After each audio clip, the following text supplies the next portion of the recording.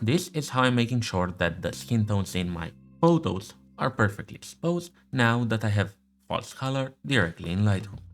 I'm gonna start by going to camera profiles and selecting false color. And in just a second, I can now see that my entire photo is a bit overexposed because pink means around 60% gray and the shoulder over here is pretty blown out. And I don't mean blown out like that light over there. I mean blown out compared to the rest of the skin in the photo. So first of all, to fix the exposure across the entire photo, I'm gonna tone down my highlights and the exposure just a tiny bit, just enough until the highlights on this hand over here are no longer into the pink area. And now I'm going to create the radial gradient mask, put it across my shoulder, intersect it with a select subject mask, and I'm going to tone down the highlights until the yellow starts to disappear.